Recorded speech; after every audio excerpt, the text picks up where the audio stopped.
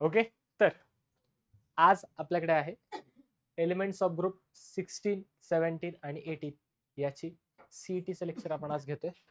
2023 मध्ये याच्यावरती फक्त 15 प्रश्न विचारले गेलेत. किती प्रश्न विचारले? हा संपूर्ण टॉपिक मिळून फक्त 15 क्वेश्चन्स आहेत. उरलेले 5 वर्ष आपण ऍड केलेले आहेत. ठीक आहे, आलं लक्षात? नेक्स्ट पहा, पहिला question. What is a value of SSS angle in puckered S8 rhombic sulphur? कसा आहे सल्फर तुमचा? रोम्बिक. थेरॉटिकल पार्ट आहे, त्याच्यासाठी तुम्हाला त्याचं स्ट्रक्चर माहीत असणं गरजेचं आहे. ओके, जर रोम्बिक सल्फर म्हणाल तर अशा पद्धतीचं स्ट्रक्चर आपल्याला त्याचं दिसून येतं. क्राऊन शेप म्हणू शकतो आपण त्याला. कसा? Crown shape. एकच मिनिट. 1 2 3 4 5 6 7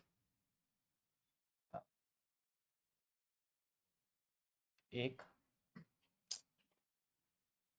सॉरी पहा, 1 2 3 4 5 6 7 8. ठीक आहे, असे किती सल्फर असतात टोटल? 8. किती सल्फर असतात टोटल? 8 सल्फर असतात. आणि तुम्हाला हा जो आहे हा अँगल त्यांनी विचारलेला आहे. हा जो अँगल असतो इट इज 107 डिग्री. किती असतो? 107 डिग्री. किती डिग्री असतो तो? 107 डिग्री. याच्या आधी आपण oxygen, double bond oxygen, single bond oxygen याच्यातला अँगल बघितलं. किती होता? 117 डिग्री.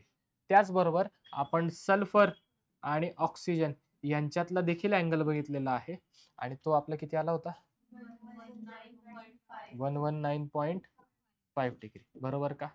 नक्की. काय डाऊट? याच्या रिलेशन मध्ये आहेत म्हणून लिहून घ्या. सल्फरचे 2 ॲलोट्रॉप. हा कोणता आहे तुमचा? रोम्बिक. हा कोणता आहे तुमचा? आणि दुसरा कोणता असतो? मोनोक्लिनिक. रोम्बिक आणि मोनोक्लिनिक सल्फर. रोम्बिक सल्फर जो आहे, ठीक आहे, आणि मोनोक्लिनिक सल्फर यांच्यामध्ये फरक काय आहे? रोम्बिक सल्फर कसा आहे? पेल येल्लो. मोनोक्लिनिक कसा आहे? Bright yellow. बोला. Rhombic sulphur insoluble in water, soluble in CH2. Monoclinic sulphur soluble in CH2. पुढे नेक्स्ट बोला. 369 डिग्री सेल्सिअसच्या खाली रोम्बिक सल्फर स्टेबल असतो. मोनोक्लिनिक मात्र 369 च्या वरती सुद्धा स्टेबल असतो. नेक्स्ट, रोम्बिक सल्फर कशापासून बनवतात? Roll sulphur. आणि मोनोक्लिनिक सल्फर कशापासून बनवतात? रोम्बिक सल्फर पासून. कशापासून बनवतात? Rhombic sulphur. ऑलरेडी आपण हे पाहिलेलं आहे. बरोबर का? नक्की. पहिला प्रश्न कळालाय का? नेक्स्ट पुढे घ्या. Which from following element is in liquid state at room temperature? आता तुमच्या जे काही मेटल्स आहेत, तुम्ही जर व्यवस्थित पाहिलं, सगळे काय दिलेत तुम्हाला? हे मेटल किंवा नॉन मेटल दिलेत. Okay, most of the non metal किंवा मेटल्स जर आपण पाहिलं, मेटलच्या केसमध्ये पाहूयात. जर मेटलच्या केसमध्ये आपण पाहिलं तर ओनली टू मेटल्स असे आहेत जे काय असतात, आर इन रूम टेम्परेचरला, are in liquid state, are in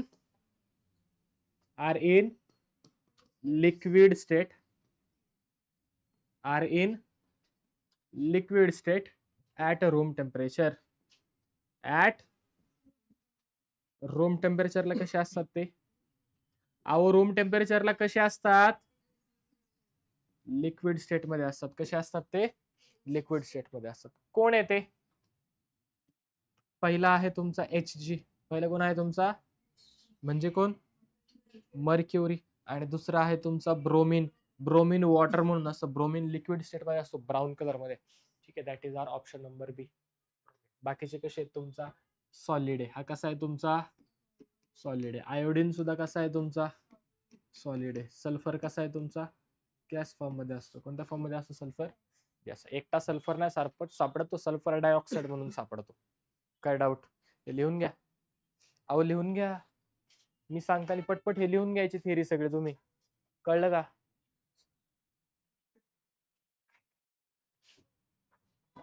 घ्या पटकन.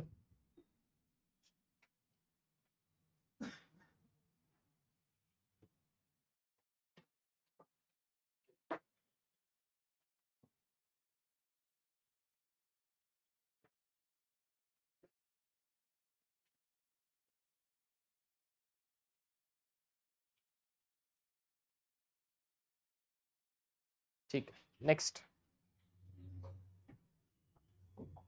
पुढे पहा.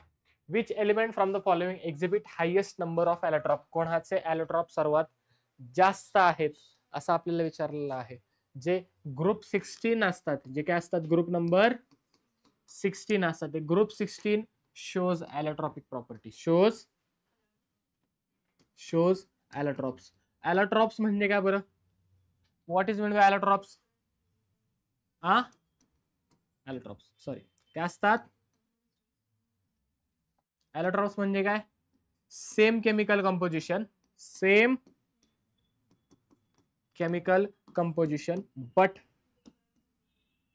Different physical arrangement. बोला फिजिकल अरेंजमेंट काय होती त्यांची? किंवा डिफरंट फिजिकल स्टेट असते. काय असते त्यांची डिफरंट फिजिकल स्टेट? काय डाऊट? त्याला म्हणतो आपण ॲलोट्रॉप. आता कार्बनचे पण ॲलोट्रॉप आहेत. कार्बन ग्रुप 16 नाही पण त्याचे ॲलोट्रॉप आहेत. पण इथे तुम्ही जर व्यवस्थित पाहिलं ओसी से टिपो सगळे आपल्याला काय दिले? ग्रुप 16. आणि ग्रुप 16 मध्ये जर कंपॅरिझन आपण केलं तर जो तुमचा सल्फर आहे त्या सल्फरचे ॲलोट्रॉप्स हे सर्वात जास्त असतात. कोणाचे असतात? बाकीचे टेल्युरियम वगैरे ॲलोट्रॉप दाखवत नाही. पोलोनियमचा विषयच नाही, तो काय रेडिओ ऍक्टिव्ह आहे. ओके. ऑक्सिजनचे त्या ठिकाणी आपल्याला आयसोटोप सापडतात, ॲलोट्रॉप्स नाही सापडतात. ऑक्सिजनचे काय सापडतात? आयसोटोप्स. ऑक्सिजनचे 3 isotopes O16, O17, O18, O18. ठीक आहे. मग सगळ्यात जास्त ॲलोट्रॉप कोणाचे आहेत? सल्फरचे. सल्फरचे 2 ॲलोट्रॉप्स. बोला पहिला रोम्बिक आणि दुसरा कोणता? रोम्बिकचा कलर कोणता? आणि मोनोक्लिनिकचा? काय डाऊट आहे? पाठ करायची गरज आहे का? अहो पाठ करायची गरज आहे का? झालं ना आपलं प्लॉट. केवढं सोपं आहे, केवढं सोपं आहे. घ्या लिहून. मी सांगत असताना लिहून घ्या, मी वेळ नाही जाणार परत पुन्हा लिहायला. नाही तुम्हाला परत व्हिडिओ जाऊन पाहून मग लिहावं लागेल. जसं की आता हा क्वेश्चन नंतर पाहून लिहा. ठीक आहे. Fourth, which element from the following does not belong to the chalcogens family. What is chalcogens family? Okay, जे ग्रुप 16 एलिमेंट्स असतात. व्हाईट पेन लिहू का रे? थांब ना. Okay, group number 16 element, group 16 elements त्यांनाच काय म्हणतो आपण? Oxygen family. काय म्हणतो त्यांनाच आपण? आणि ऑक्सिजन फॅमिलीला दुसरं नाव काय आहे? कॅल्कोजन्स. ऑक्सिजन फॅमिलीला दुसरं नाव काय आहे तुमचं? कॅल्कोजन्स. ऑलरेडी आपण हे पाहिलेलं आहे. ऑक्सिजन मध्ये कोण येतं?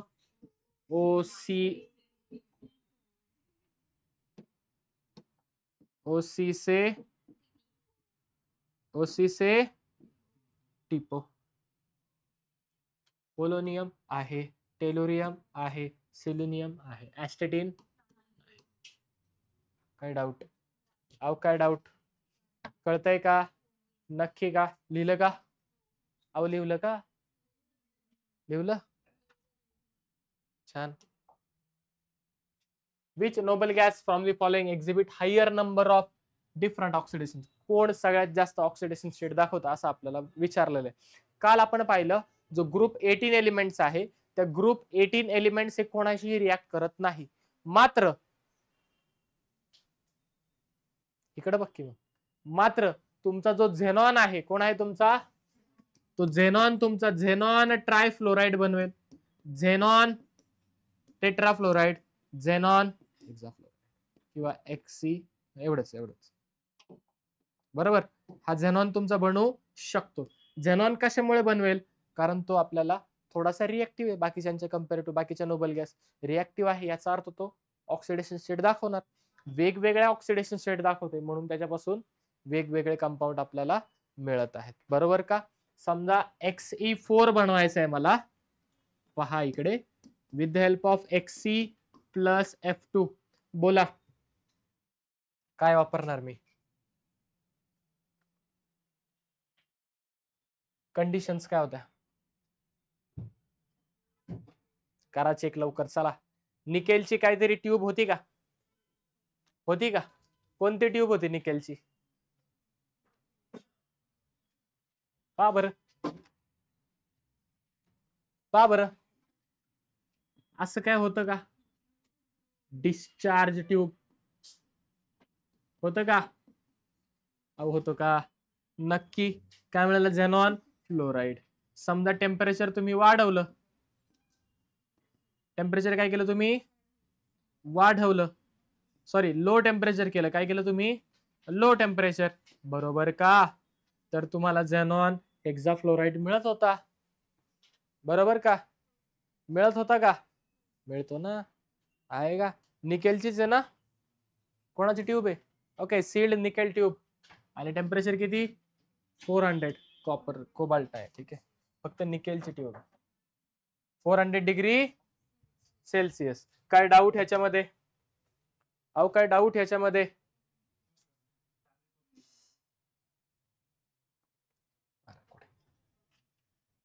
ठीक आहे, बोला काय डाऊट ह्याच्यामध्ये? नक्की का? 100%. बोला मग कोण आहे आपला एलिमेंट? कोण आहे जो व्हेरिएबल ऑक्सिडेशन स्टेट दाखवतो? Xenon Xe. कोण आहे आपला? Xenon Xe. काय डाऊट? काय डाऊट? नक्की घ्या वर लिहून पटकन.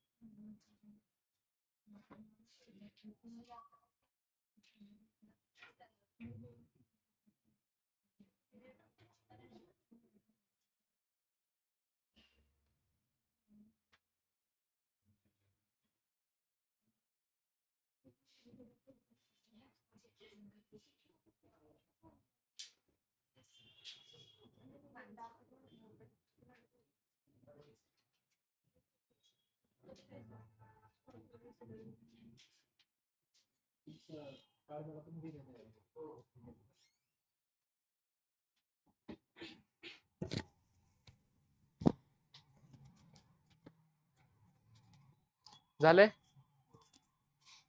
नक्की. नेक्स्ट पुढे. Identify the false statement from the following. False statement ओळखायचं. काय ओळखायचं आपल्याला? फॉल्स. ठीक. Boiling point of sulphur is lower than oxygen. पहिलं स्टेटमेंट.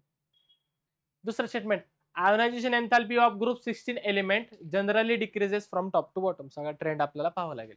पहा, बॉइलिंग पॉइंटचा ट्रेंड लागेल. आयोनायझेशन एन्थॅल्पी काय होते टॉप टू बॉटम माहिती पाहिजे. ग्रुप 16 ह्या लो आयोनायझेशन एन्थॅल्पी म्हणजे left to right ionisation enthalpy काय होते हे आपल्याला माहिती पाहिजे. इलेक्ट्रोनेगेटिव्हिटी काय होते ते आपल्याला माहिती पाहिजे. बरोबर. पहिल्यांदा बॉइलिंग पॉइंट. आता आपल्याला माहिती आहे boiling point is directly proportional to size. म्हणजेच काय, जर साईज वाढली, जर साईज काय झाली वाढली, बॉइलिंग पॉइंट काय होतो? वाढतो. बॉइलिंग पॉइंट काय होतो?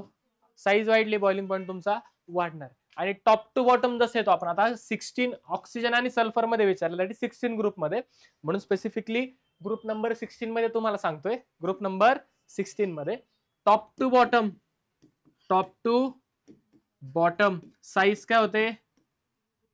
साईज काय होते? इन्क्रीजेस. आणि साईज वाढते तर बॉइलिंग पॉइंट पण काय होणार तुमचा? इन्क्रीज होणार.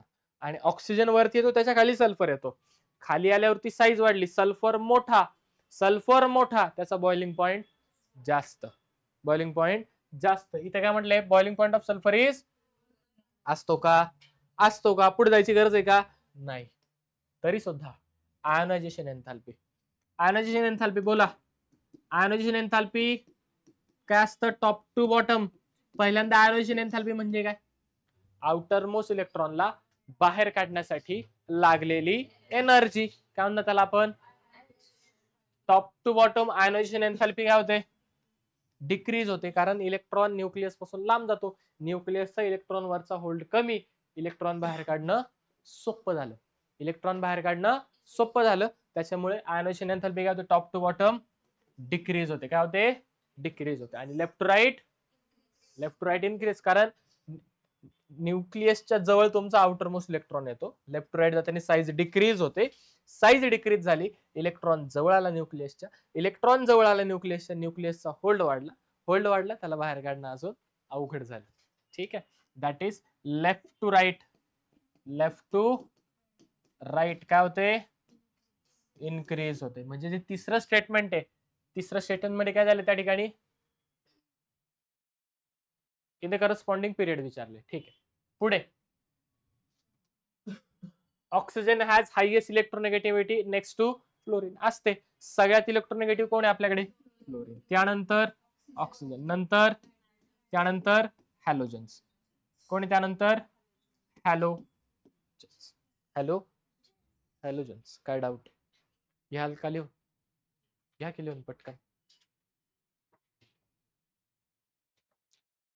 लेफ्ट टू राईट काय होते? बाय आयोनायझेशन एन्थाल्पी इन्क्रीज होते ना.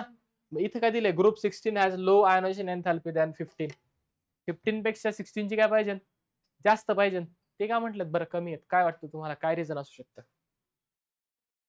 हे स्टेटमेंट पण फॉल्स झालं ना. लक्ष द्या.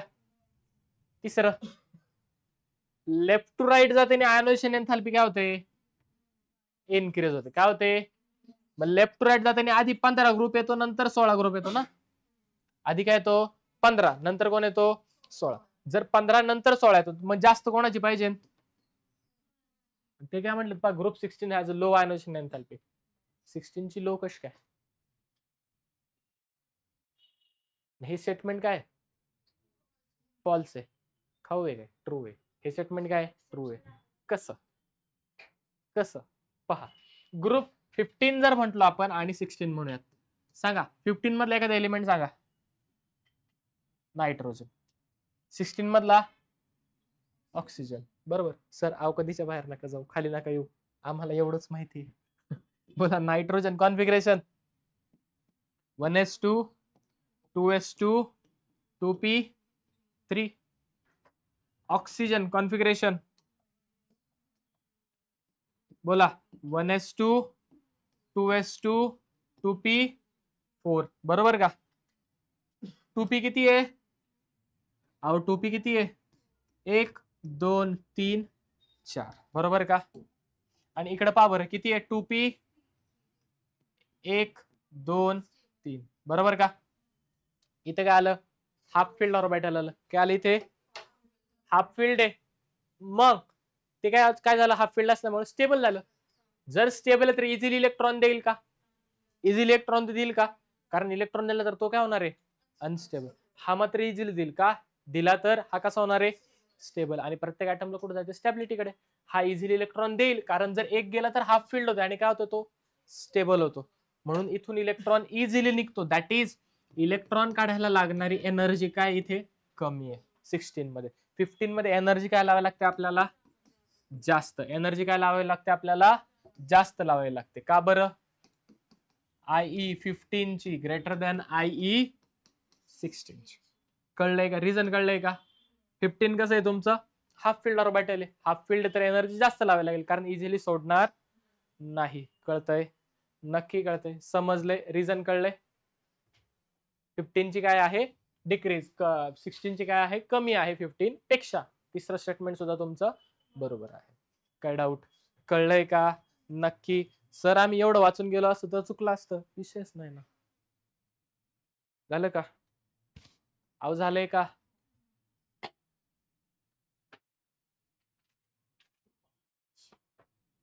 हे पण लिहायचंय. रोज सकाळी तुला पाहिल्यावर असंच वाटतं आम्हाला. Next, identify the reaction intermediate of the following reaction. कोण ओळखायचंय? कोण ओळखायचंय? कोण असतो रिएक्शन इंटरमिडिएट? कोण असतो रिएक्शन इंटरमिडिएट? जो काय होतो पहिल्या स्टेप मध्ये फॉर्म होतो आणि पुढच्या स्टेप मध्ये कन्झ्युम होतो, त्याला काय म्हणतो आपण? त्याला काय म्हणतो आपण? Reaction intermediate. इथली रिएक्शन पहा, व्यवस्थित लिहितो. 2SO2 plus 2NO2 plus 2NO2 gives you 2SO3. झाली स्टेप 1. स्टेप नंबर 2 पहा. 2NO plus O2 plus 2NO. ठीक आहे, gives you 2NO2 gives you 2NO. Finally ह्या दोन्ही जर मी ऍड केल्या, फायनली ह्या दोन्ही मी काय केल्या? ऍड केल्या, तर पहा काय राहतोय. 2NO ला 2NO कॅन्सल, मिळालं काय? पहा 2SO2 प्लस 2NO2 गेले. ठीक आहे, plus O2 gives you 2SO3. He final reaction, बरोबर का? नक्की का? आली का फायनल रिएक्शन आपली? आता ह्या रिएक्शन मध्ये NO2 असा होता की जो इथे पहिल्या स्टेप मध्ये प्रोड्यूस झालता. पहिल्या स्टेप मध्ये काय झालता? पहिल्या स्टेप मध्ये काय झालता? तयार झालता. आणि सेकंड स्टेप मध्ये काय झाला? तो कन्झ्युम झाला. सेकंड स्टेप मध्ये काय झाला? कन्झ्युम झाला. असा कंपाऊंड की जो पहिल्या स्टेप मध्ये तयार होतो आणि पुढच्या सबसिक्वेंट स्टेज मध्ये काय होतं? त्या ठिकाणी कन्झ्युम होतं. त्याला म्हणतो आपण रिएक्शन इंटरमिडिएट. काय म्हणतो त्याला आपण? रिएक्शन. काय म्हणतो त्याला आपण? Reaction intermediate. तो कोण आहे आपला? NO. तो कोण आहे आपला? NO. कळतंय का? नक्की समजतंय का? पहिल्या रिएक्शन मध्ये प्रोड्यूस झाला. दुसऱ्या स्टेप मध्ये काय झाला? तो कन्झ्युम झाला. सर NO2 प्रोड्यूस न झालेला. प्रोड्यूस कोण झालाय? NO. कन्झ्युम कोण झाला दुसऱ्यामध्ये? NO. म्हणून इंटरमिडिएट कोण झाला? NO. इंटरमिडिएट कोण झाला? NO झाला. कोण झाला? NO झाला. काय डाऊट? नेक्स्ट अजून एक टर्म असते ती आली म्हणून, RDS नावाची. What is RDS? आणि कोणती स्टेप असते RDS? Slowest step. RDS कोणती असते तुमची? Slowest step. ह्या मेकॅनिझम मध्ये काय असते तुमची? RDS. कोण असते तुमची? RDS. कोण असते तुमची? जाऊ का पुढे? Which from the following molecule exhibit low thermal stability? Thermal stability म्हणजे काय? त्या कंपाऊंडला हीट दिली, तो त्या हीटला किती रेजिस्ट करतो, किंवा त्या हीट देऊन सुद्धा तो किती वेळ स्टेबल राहतो, किंवा हीटला सुद्धा ती स्टॅबिलिटी कशी आहे, that is it's thermal stability. त्याला काय म्हणतो आपण? त्याची. जसं की हिला थोडंसं बोलल्यावर काय होतं? गप्पा की सर, बरोबर. म्हैस म्हणलं तर काय होतं? अहो काय होतं? मजा येते का? अहो मजा येते का? ओके, दॅट इज तिची थर्मल स्टॅबिलिटी काय आहे? कमी आहे.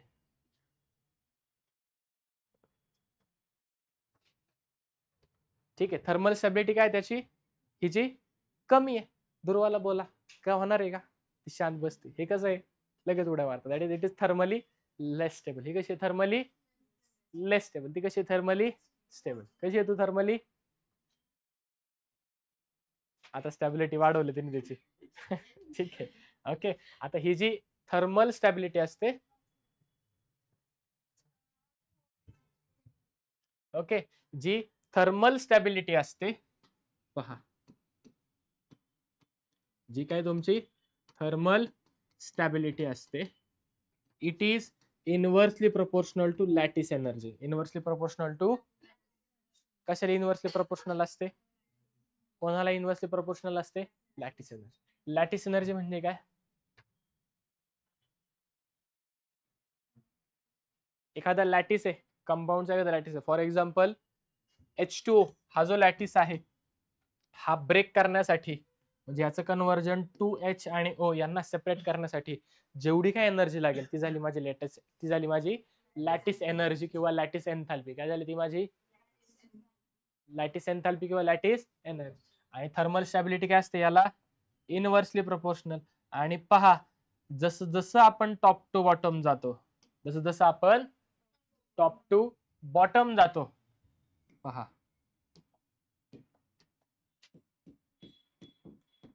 टॉप टू बॉटम आपण जसं जसं जातो तसं तसं lattice energy decreases. Lattice energy काय होते तुमची? लॅटिस एनर्जी डिक्रीज होते. अँड जर लॅटिस एनर्जी डिक्रीज होते याचा अर्थ थर्मल स्टॅबिलिटी काय होणार आहे? थर्मल स्टॅबिलिटी काय होणार आहे? Thermal stability will increase. Thermal stability will increase. काय डाऊट? मग सगळ्यात जास्त थर्मली स्टेबल कोण असेल? सगळ्यात जास्त थर्मली स्टेबल कोण असेल? H2T. आणि सगळ्यात अनस्टेबल थर्मली? थांबा एक मिनिट.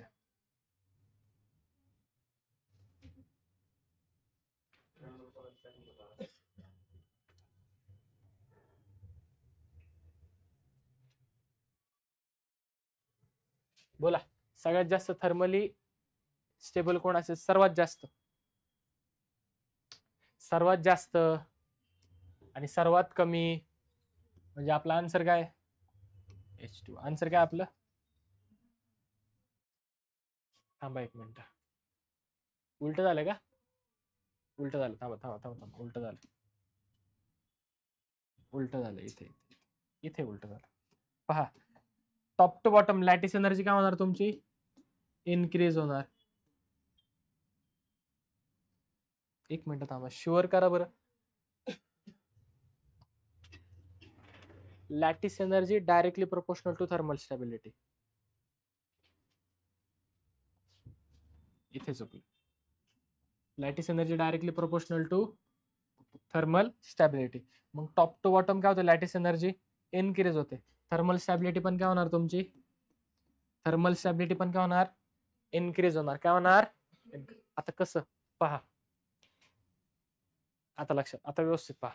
एखाद्या मॉलिक्यूलची लॅटिस एनर्जी खूप जास्त आहे. लॅटिस एनर्जी काय खूप, म्हणजे मॉलिक्यूलनी खूप चांगल्या प्रकारे होल्ड केले.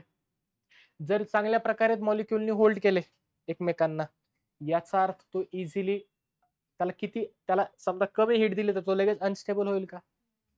त्याला जर अनस्टेबल करायचं असेल, ब्रेक करायचं असेल, त्याला हिटिंगचं प्रमाण काय लागेल? आपल्याला खूप जास्त लागेल. हिटिंगचं प्रमाण काय लागेल? आपल्याला खूप जास्त लागेल. ओके, त्यामुळे थर्मल स्टॅबिलिटी काय होते त्याची? इनक्रीज होते. काय होते थर्मल स्टॅबिलिटी?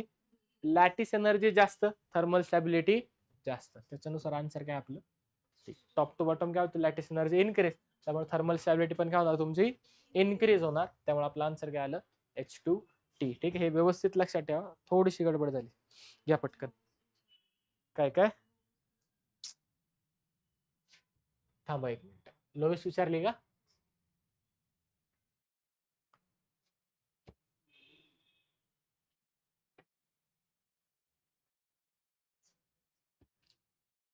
थांबा.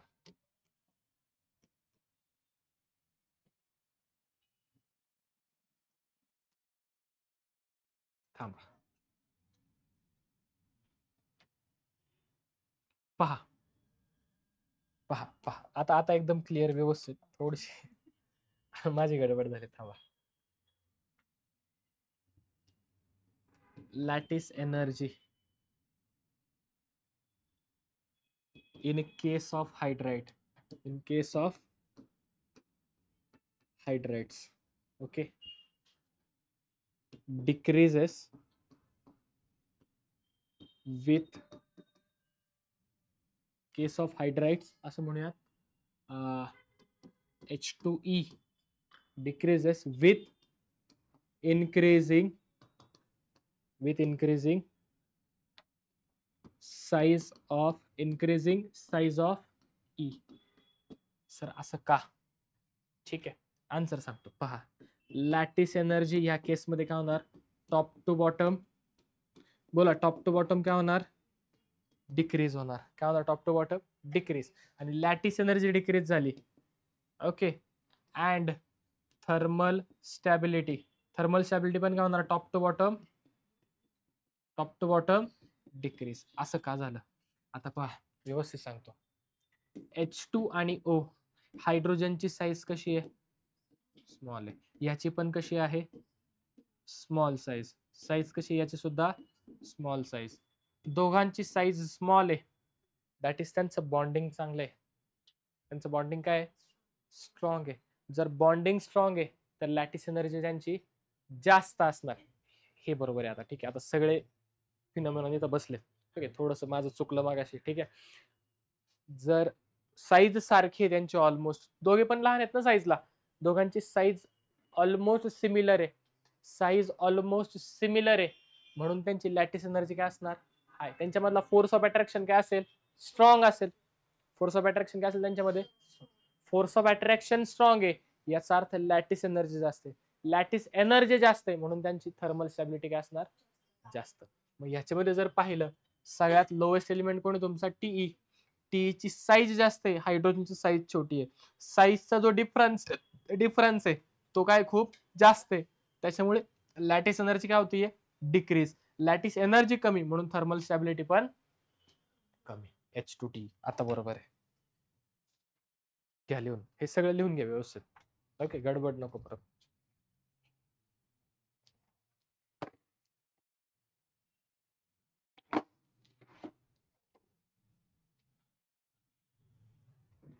झाले.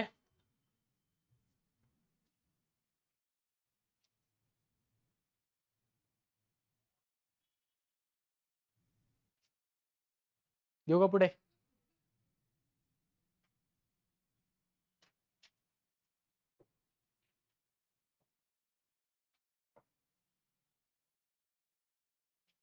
घ्या. Identify the weakest halogen acid from the following. कोणत्या ऍसिड ओळखायचंय, विकेस्ट. कोणते कोणते दिलेत पहा, HF, HCl, HF दिले, HCl दिले, HI आणि HBr. सिरियल नुसार लावून घेतले मी. ठीक आहे, आता पहा,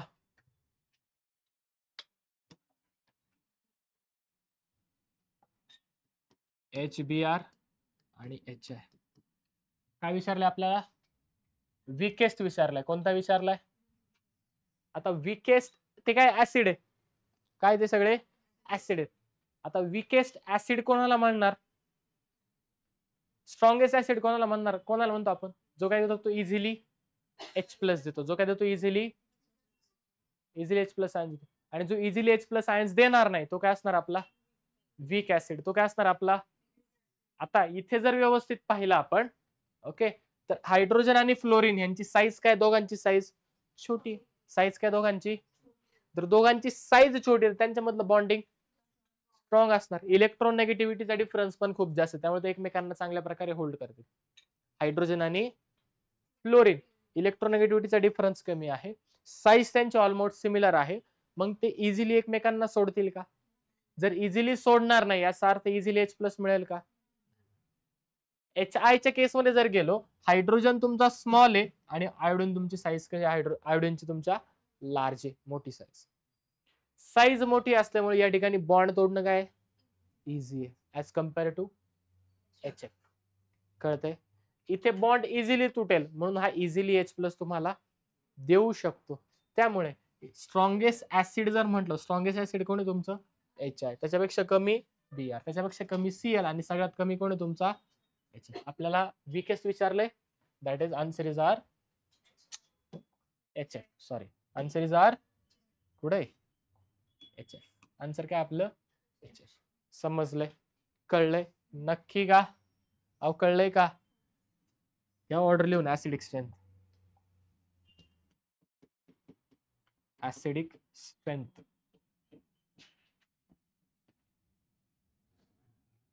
घ्या पटकन.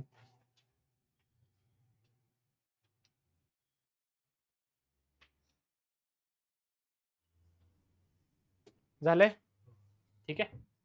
नेक्स्ट पुढे, identify the strongest oxo acids of halogen from the following. Strongest ऑक्झो acid कोण असेल हे तुम्हाला विचारलेलं आहे, थेरॉटिकल प्रश्न आहे.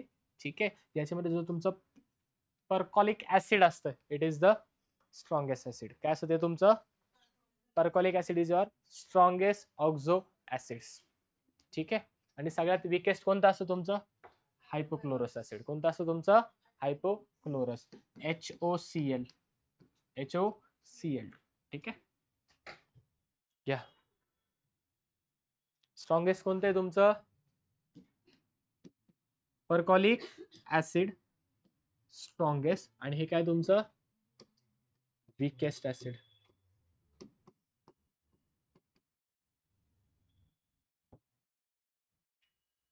झाले झाले का? नेक्स्ट पुढे, identify the method use to obtain SO2 gas in industry. SO2 gas तुम्हाला ऑब्टेन करायचा आहे. काय ऑब्टेन करायचा आहे? काय ऑब्टेन करायचा आहे? By burning sulphur in air.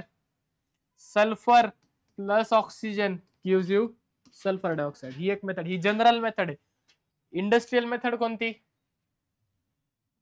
आपल्याला लिहून देतात ते, ही इंडस्ट्रियल मेथड आहे बरोबर, ज्याच्यामध्ये लार्ज अमाऊंट मध्ये SO2 मिळेल. ज्याच्यामध्ये काय मिळेल? कमी त्या ठिकाणी रिसोर्सेसचा वापर करून जास्तीत जास्त आउटपुट मिळेल, ती आपली इंडस्ट्रियल मेथड असते. इथे एअर वरती बऱ्याच प्रोसेसेस कराव्या लागतात, खूप कॉम्प्लिकेटेड होतं, बरेचसे वेगवेगळे रिएजंट वापरावे लागतात, टेम्परेचर प्रेशर कंडिशन्स वापरायला लागतात, मग एअरची रिॲक्शन होते. त्यामुळे ही इंडस्ट्रियल मेथड आपली नाहीये.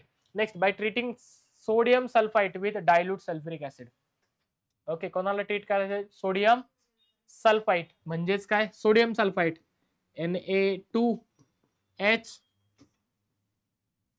Na2SO3 ना, sorry, Na2SO3 treated with H2SO4. काय मिळतं बोला? Na2SO4 plus H2O plus SO2. Already ही रिएक्शन काल आपण पाहिलेली आहे. ही आपली लॅबोरेटरी मेथड होती. कोणती मेथड होती? ही आपली लॅबोरेटरी मेथड होती. कोणती होती ही? लिहू का इथं? Lab method. कोणती होती ही? Lab method.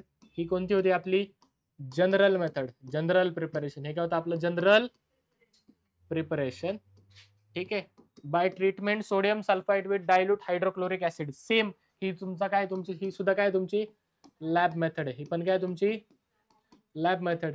सेम रिएक्शन, फक्त इथे HCl वापरायचा. काय वापरायचं? अजून एक HCl वापरायचं, काही वेगळं नाही. ठीक आहे. मात्र ही जी चौथी आहे that is roasting. Okay, ZNS. याचं समजा तुम्ही रोस्टिंग केलं, काय केलं याचं? म्हणजे हिटिंग ऑफ, रोस्टिंग म्हणजे काय असतं? हिटिंग ऑफ सल्फाइट ओर्स आहे का, झिंक सल्फेट, त्याला काय करतो आपण? सल्फाइट ओरला हिंग करतो, हिट करतो. Zn2O3 plus SO2. ठीक आहे, काय डाऊट?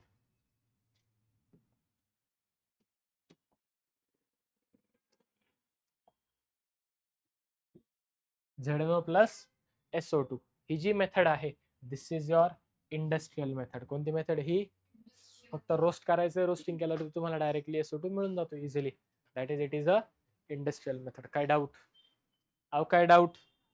नेक्स्ट पुढे पहा. What is the number of electron around sulphur in H2SO4 molecule. H2SO4 मध्ये सल्फरच्या बाजूला किती इलेक्ट्रॉन असतात ते तुम्हाला विचारलेलं आहे. H2SO4 चं जर स्ट्रक्चर पाहिलं, पहा HO4 1 2 3 4. H किती? 2. एक H डबल बॉन्ड हो, डबल बॉन्ड हो. ठीक आहे, हे झालं तुमचं H2SO4. काय झालं? हा तुमचा H2. सल्फरच्या बाजूचे इलेक्ट्रॉन पहा, सल्फरच्या बाजूचे इलेक्ट्रॉन 1 2 3 4. हे पण सल्फरचे येतात ना. 5 6 7 8 9 10 11 12. किती झाले टोटल? सल्फरच्या बाजूला किती आले? लोन पेअर ऑफ इलेक्ट्रॉन काय आहे का? नाही, दॅट इज 12. किती असतात? अहो सल्फरच्या बाजूला किती असतात? किती असतात? या ऑक्सिजनच्या बाजूला किती आहेत? काढा बरं. या ऑक्सिजनच्या बाजूला इलेक्ट्रॉन पहा बरं. 1 2 3 4 5 6 7 8. किती असणार? 8. किती असणार? 8 असणार. किती असणार याच्या बाजूला? 8 असतील. याच्या बाजूला 1 2 3 4 5 6 7 8. काय डाऊट? काय डाऊट? कळतंय? नक्की काढायचं काय? कळलं का? सल्फरच्या बाजूला किती इलेक्ट्रॉन होते? एवढा सोपा सरळ प्रश्न विचारलाय, बारीक पोरांना पण उत्तर येईल का तुला? अगं येईल का? बोलत नाही ते. काय डाऊट? नक्की पुढे पहा. Which from the following molecule exhibit highest acidic strength, acidic nature. कोणाचं ऍसिडिक नेचर सर्वात जास्त असेल? आपण ऑलरेडी ट्रेंड पाहिलेला आहे. बोला. ऍसिडिक स्ट्रेंथ ऍसिडिक स्ट्रेंथ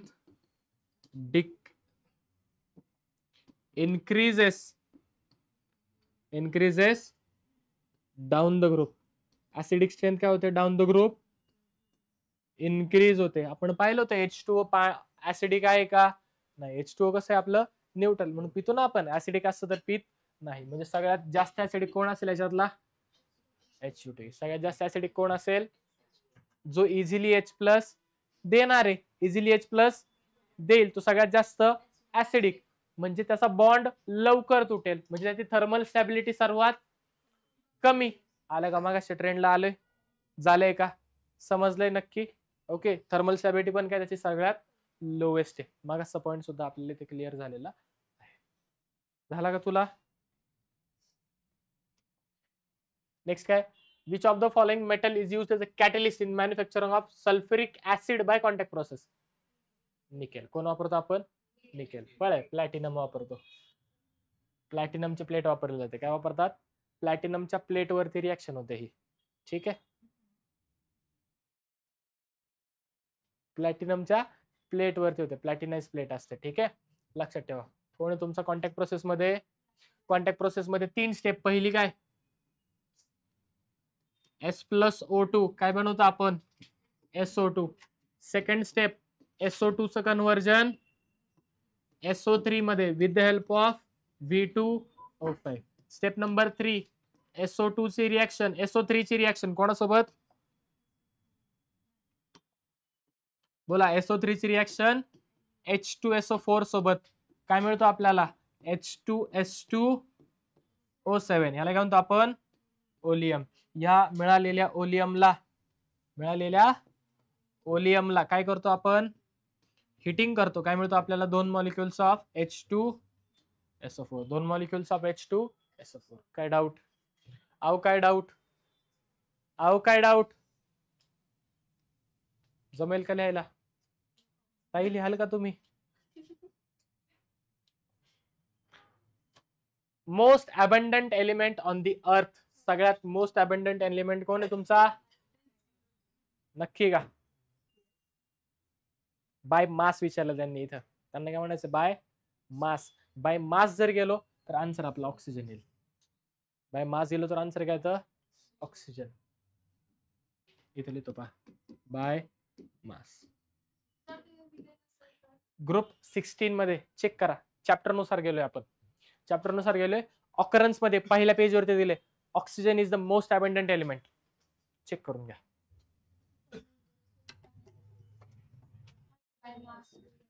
दिलंय पहा की, चेक करा.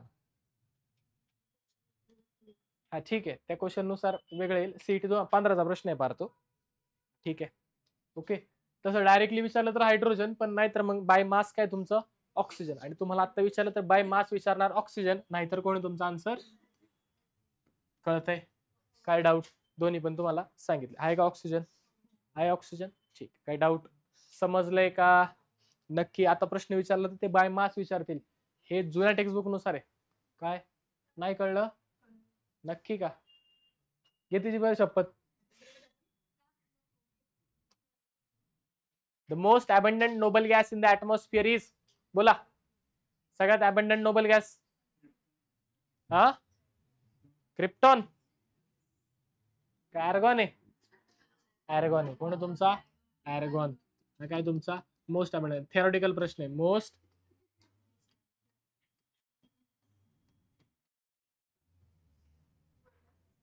काय डाऊट? काय doubt? Next 17. Which halogen has the highest value of negative electron in एन्थॅल्पी? बोला. सरळ लिहून दिलं डायरेक्ट. सगळ्यात जास्त फ्लोरीन नाही, क्लोरीनची इलेक्ट्रोनेगेटिव्हिटी काय असते? फ्लोरीनची इलेक्ट्रोनेगेटिव्हिटी हाय असते आणि क्लोरीनची इलेक्ट्रॉन गेन एन्थॅल्पी असते. पहा, फ्लोरीन मध्ये जर मी पाहिलं, कोणामध्ये पाहिलं समजा मी? फ्लोरीन मध्ये. फ्लोरीन काय? Highest electronegativity. सगळ्यात हायेस्ट इलेक्ट्रोनेगेटिव्हिटी कोणाची आहे तुमच्या? फ्लोरीनचे. फ्लोरीन नंतर ऑक्सिजन, नायट्रोजन आणि मग हॅलोजन्स. मगाशीच ऑलरेडी आपण ते ट्रेंड हा पाहिलेला आहे. आणि क्लोरीनची काय आहे? हायेस्ट